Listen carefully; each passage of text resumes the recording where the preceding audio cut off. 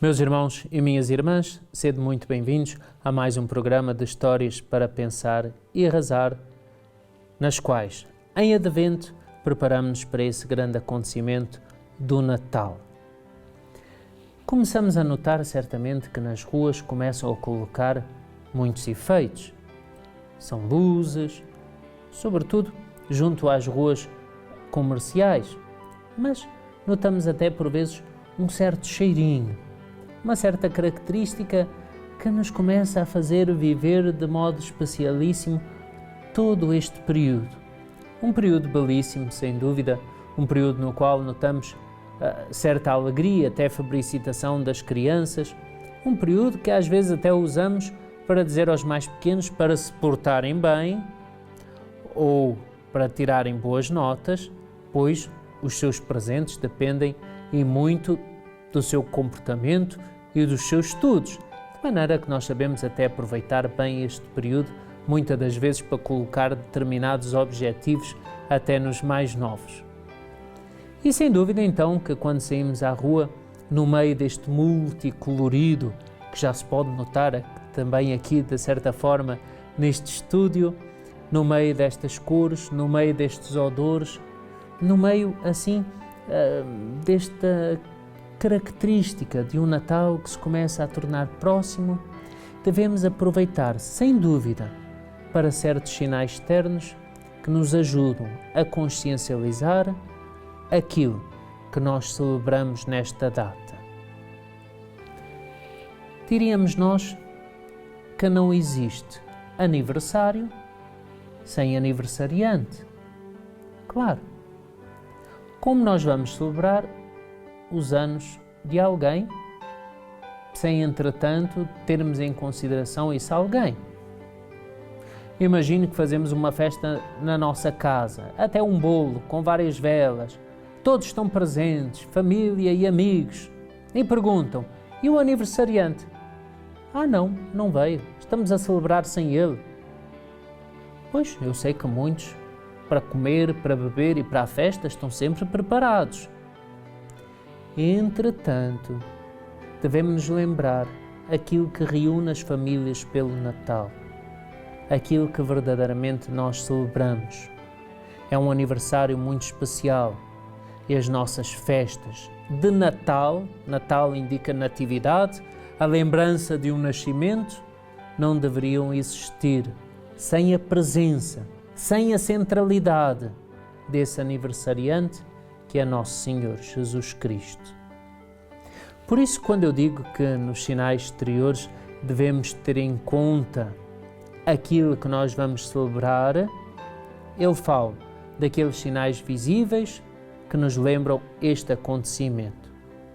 Sem dúvida, as estrelas, por exemplo, e todos aqueles objetos decorativos que parecem estrelas, que vão nos lembrar aquela estrela que guiou os magos, aquela estrela que alumiava aquela noite mais do que nunca, naquela noite onde nasceu uma nova luz que brilhou sobre toda esta humanidade. Eu digo sem dúvida, até de certa forma, as árvores de Natal, que têm uma história que pode remontar ao cristianismo, embora a encontremos também em muitos povos pagãos. Mas eu me refiro especificamente agora ao presépio. O presépio tem diminuído um pouco, não tem notado? Antigamente, cada montra de cada loja fazia o seu presépio.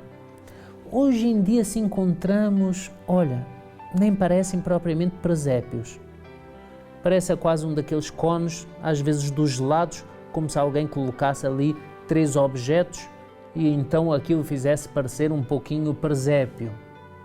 Mas o presépio é o que de mais didático há para nos recordar aquilo que é o Natal. Os pais do Menino Deus e o nascimento dessa luz que marcou a história da humanidade e que deve iluminar todos os povos. Por isso, meus irmãos e minhas irmãs, o presépio que fazemos em casa é de grande importância. Ele não precisa ser assim muito vasto. Eu sei que há quem goste de caprichar e fazer uns presépios bem bonitos. Continue, se tem possibilidades para tal.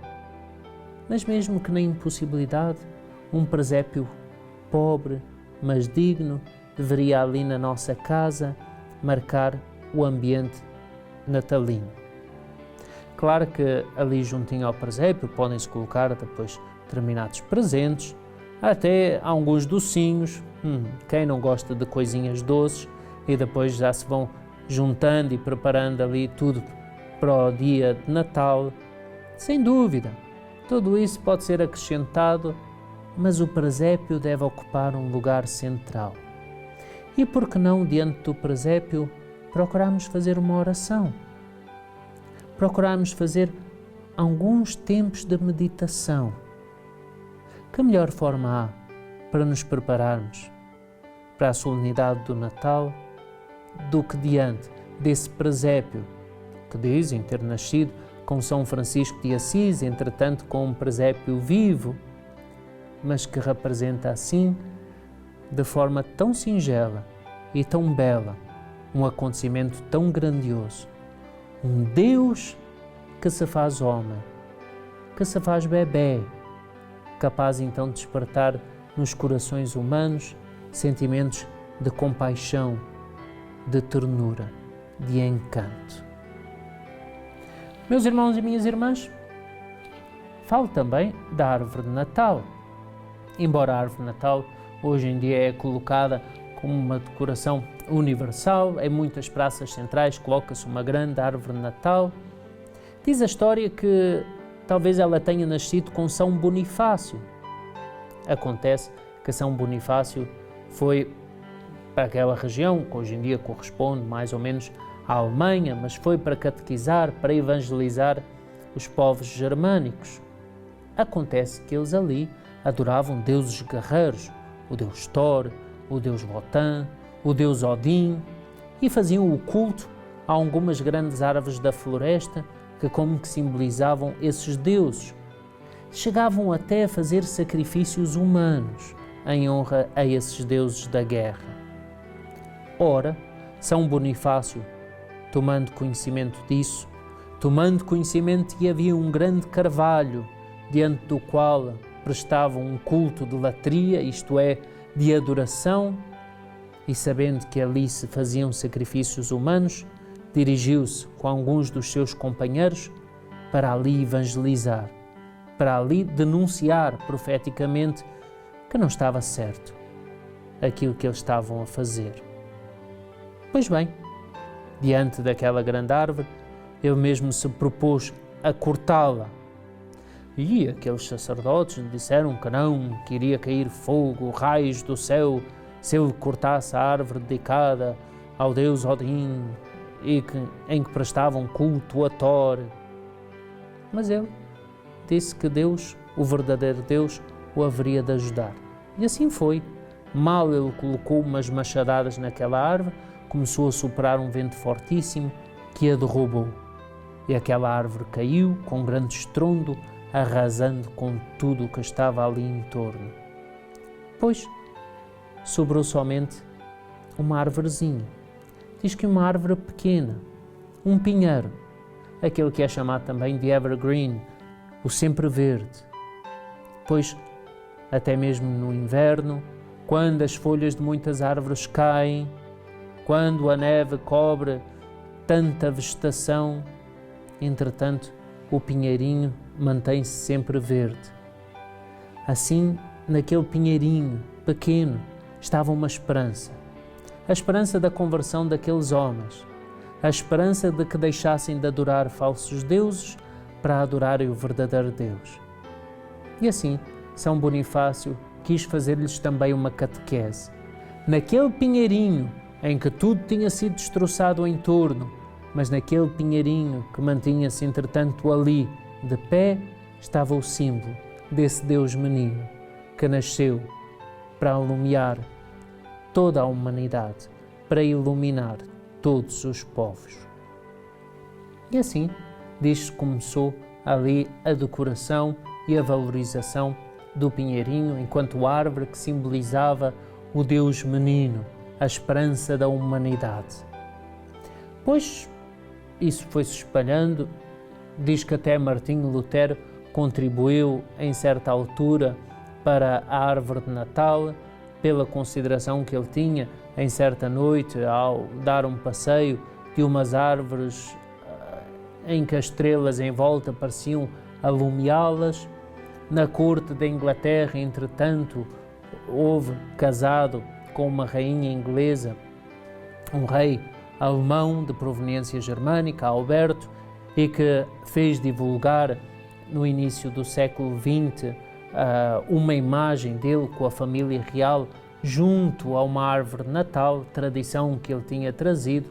Uma coisa é certa, a tradição da árvore de Natal acabou por espalhar-se e hoje encontramos essa árvore nos 4 cantos da terra. Pois bem, mas já estamos a ver que na própria árvore de Natal já não a vemos mais como um mero objeto desprovido de significado, mas que nos conta até uma grande história, a história de São Bonifácio e da evangelização da Germânia e do símbolo daquilo que representa para nós essa árvore, a esperança, a vida.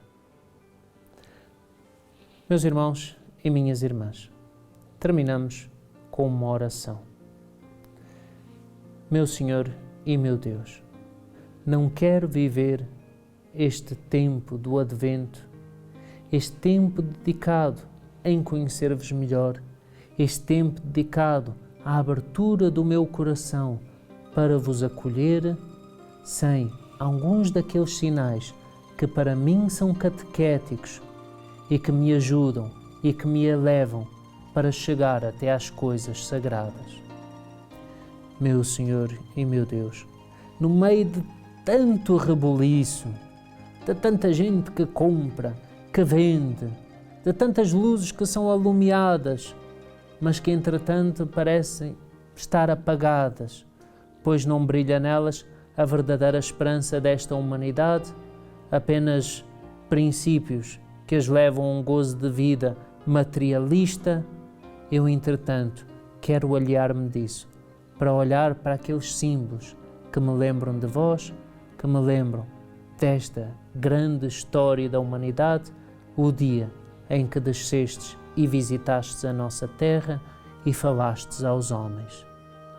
Meu Senhor e meu Deus, que eu possa viver com verdadeiro espírito advento esta época, para assim alcançar os gozos próprios, não só do vosso nascimento, mas um dia do encontro convosco por toda a eternidade. Pois, não na eternidade, mas neste tempo presente, espero também encontrá-los no próximo programa.